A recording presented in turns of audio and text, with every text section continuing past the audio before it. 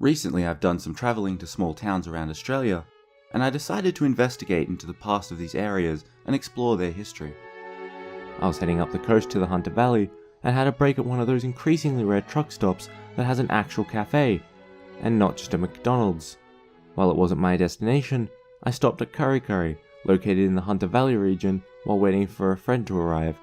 It had a population of 6,000 as of the 2016 Australian census, and it takes its name from the Awabakal tribe, meaning the beginning, although the surveyor T. Smith allegedly believed the phrase meant something along the lines of hurry along.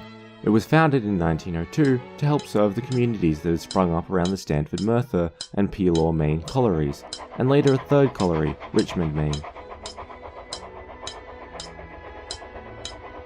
I stopped next to this lovely park. Look, a cactus! This sign talks about how logs of knowledge acted as meeting places for discussing and debating the affairs of the world. It's like a low-budget version of a Roman forum. On a peaceful Sunday afternoon in 1953, the township of Pelaw, Maine was thrown into chaos when a mine subsidence damaged 10 homes. The homes crashed into a deep fissure when earth over old mine working collapsed. Thankfully, it was a Sunday, so the mine was closed and the town was out at a rugby game, meaning no one was hurt. Kurri Kurri is a very culturally focused, proud country town. It is covered in 55 of these beautiful murals that depict the history of the region. These cricket players appear to have set the pub on fire. Honestly, some people. Additionally, it has a reputation as being a town proud of its sports.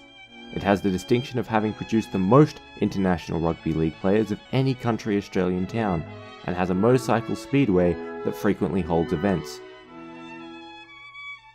Interestingly, the town's name is an example of reduplication, used as an intensifier for the word in Indigenous Australian languages, where saying a word twice increases its meaning. For example, Wagga might refer to a crow, while Wagga Wagga would mean many crows, so Kurri may have a rough meaning as the past or earlier, while saying it twice would change its meaning to the beginning or first. This hotel, the Empire Tavern, is on the edge of town and was erected around the time of its founding. It seemed to be a bit of a religious town. I counted at least 5 churches and a Masonic lodge. It also won a civic competition and was named as the state's tidiest town. After earning this distinction, it established a Towns with Heart committee, focused on ensuring the small community's continued future. Thanks to tourism and being connected to the Hunter Expressway, Kurri Kurri should continue as a community for a good while yet. Some while later, I went for a look around the small historic village of Lucknow, just outside of Orange in the central west. It was originally a gold mining town founded around 1865, shortly after the Australian gold rush began at Ophir.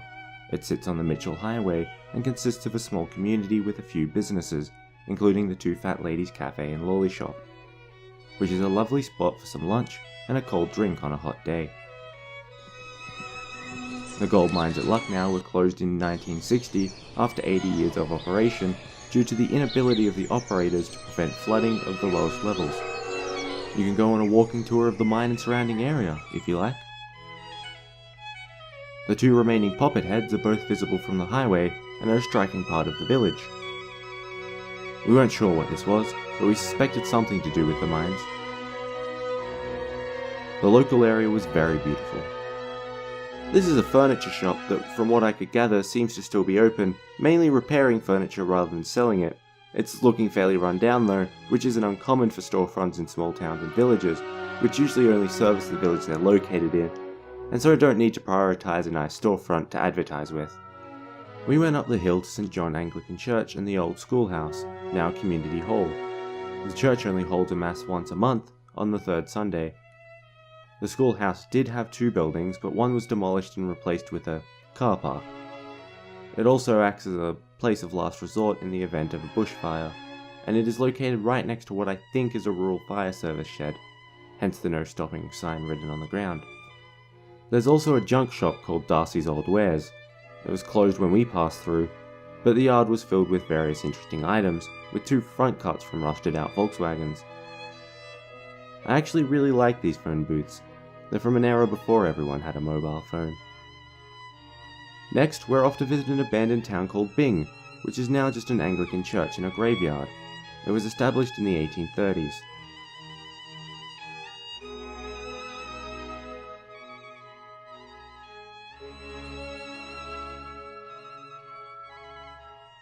It still holds weddings and similar events.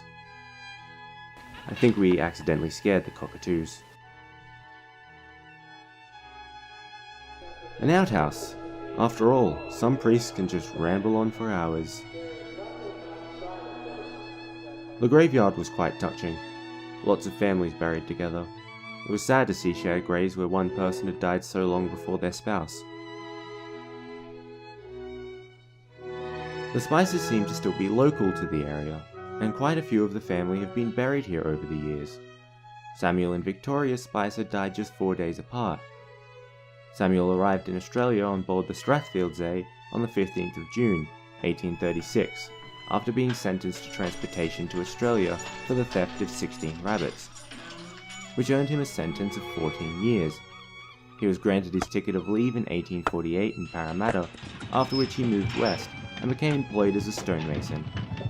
He married his wife Victoria in 1855, and they had 13 children together. That's a lot. Byng is also the burial place of William Thom, the man who discovered the first payable gold in Australia. So, remember, you can often find interesting stories in unexpected places. Spend some time exploring the world around you, take in the scenery, and learn about your local area's past. Thank you for watching, and until next time.